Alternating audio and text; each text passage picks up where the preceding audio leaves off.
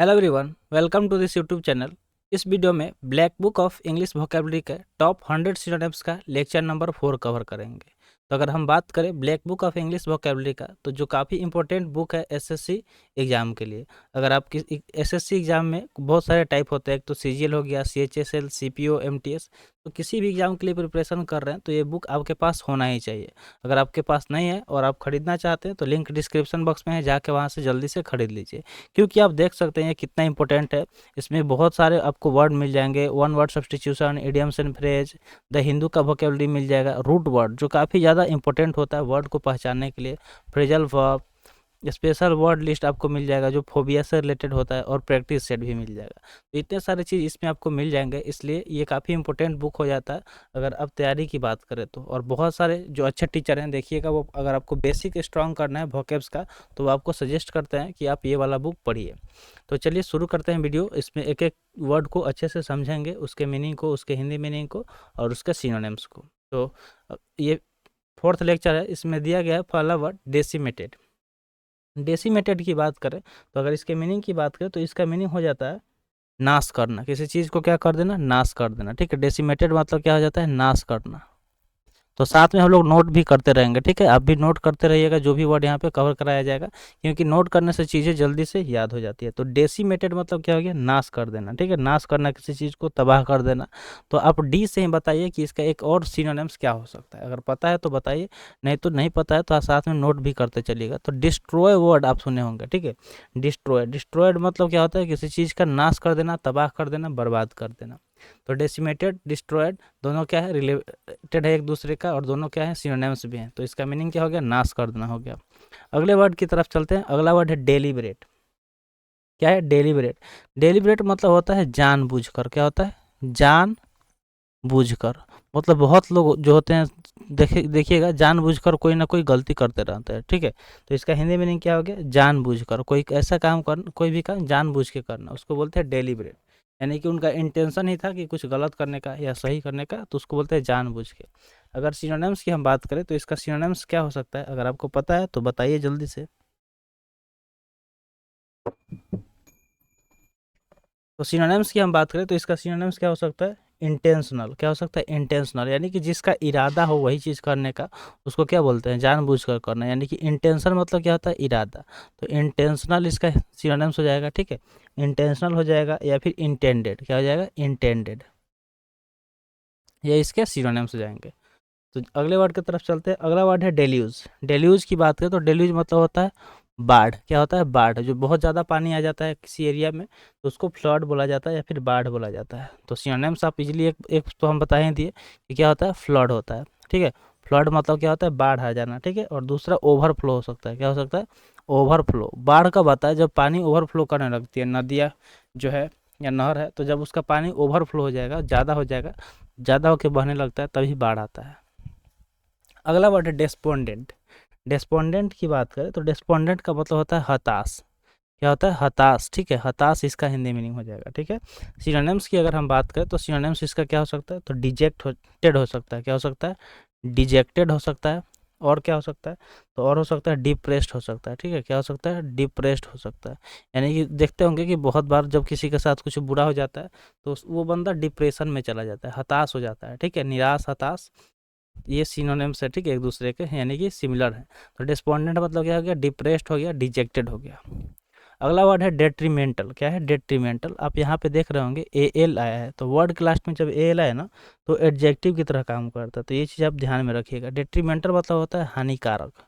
कोई ऐसा चीज़ जिससे हानि हो रहा उसको हानिकारक बोलते हैं। ठीक है, जैसे मान लीजिए कि अगर कोई तंबाकू यूज करता है तो उसके लिए क्या है, डेट्रीमेंटल है। ठीक है, क्या है, डेट्रीमेंटल है, यानी कि हानिकारक हो गया। सिनोनिम्स की अगर हम बात करें तो इसका सिनोनिम्स क्या हो सकता है, तो हार्मफुल। तो हार्मफुल काफ़ी कॉमन वर्ड है, ये आपको पता होना चाहिए था पहले से। तो हार्मफुल मतलब क्या हो गया, हानिकारक हो गया। तो उसको अब नया वर्ड क्या यूज करेंगे उसके लिए, डेट्रीमेंटल। तो जो भी यहाँ पे नया वर्ड सीख रहे हैं इसको ज़्यादा से ज़्यादा यूज कीजिए, कोशिश कीजिए इसे सेंटेंस बनाइए, कमेंट सेक्शन में कमेंट कीजिए। ये सब चीज़ आपको काफ़ी ज़्यादा बेनिफिट पहुँचाएगा।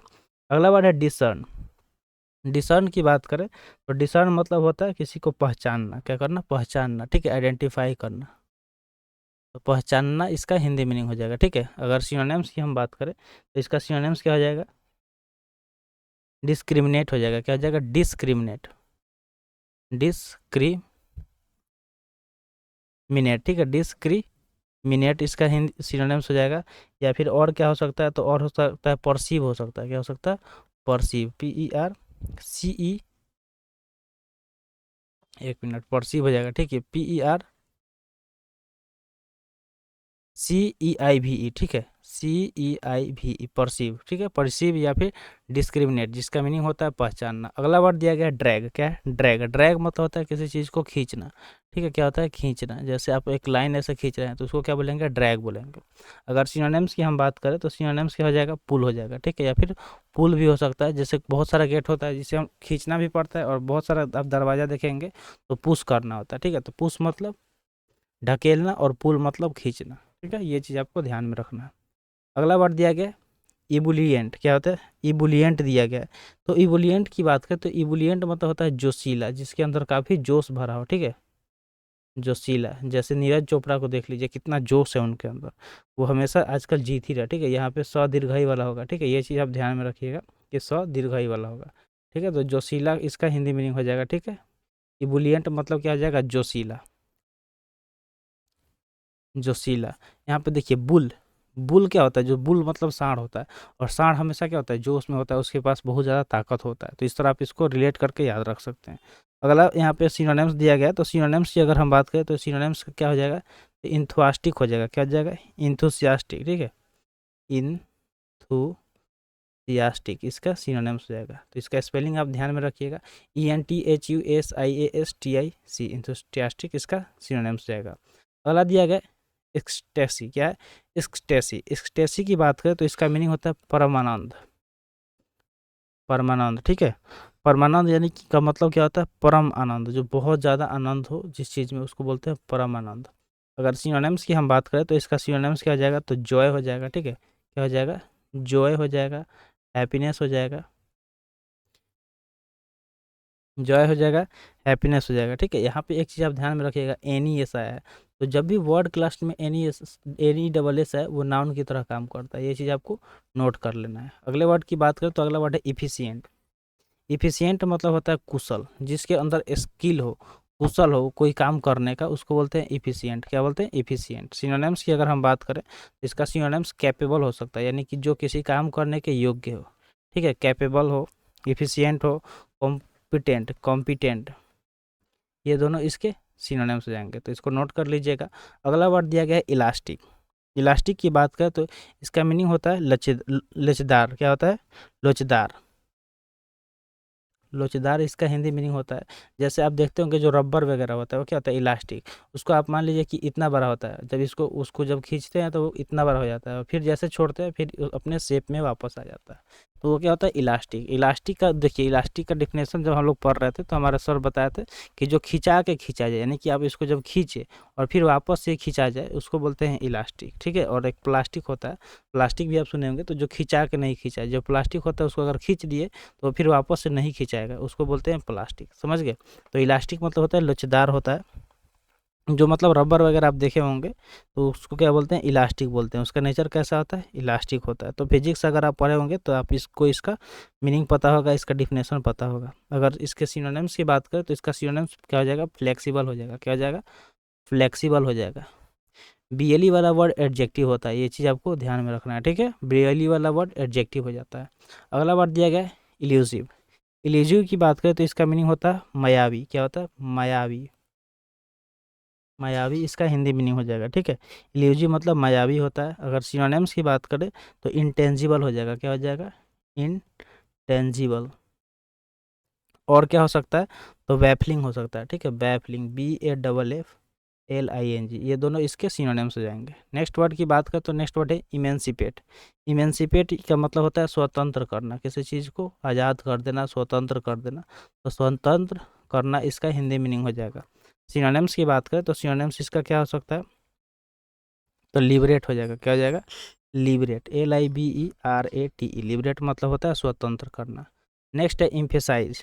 इम्फेसाइज की बात करें तो इम्फेसाइज मतलब होता है जोर देना, किसी चीज़ पे जोर देना, ठीक है, जोड़ देना, देखिए जोड़ देना मतलब वो वाला नहीं, ऐड नहीं कर देना, जोड़ देना। जैसे मान लीजिए कि आपको कोई टॉपिक दे दिया गया, ठीक है, बोलने के लिए टॉपिक है। अगर मान लीजिए कि आपको टॉपिक पोल्यूशन दे दिया गया, तो आपका सारा जोर किस चीज़ पर रहेगा? पोल्यूशन के बारे में। आप जो भी टॉपिक पॉइंट बोलेंगे वो पोल्यूशन से रिलेटेड बोलेंगे, यानी कि आप किस चीज़ पे ज़्यादा जोर दे रहे हैं? पोल्यूशन पे और उसके साफ सफाई पे। तो वो क्या हो गया? एम्फेसाइज हो गया, यानी कि आप उस चीज़ पे जोर दे रहे हैं, ठीक है।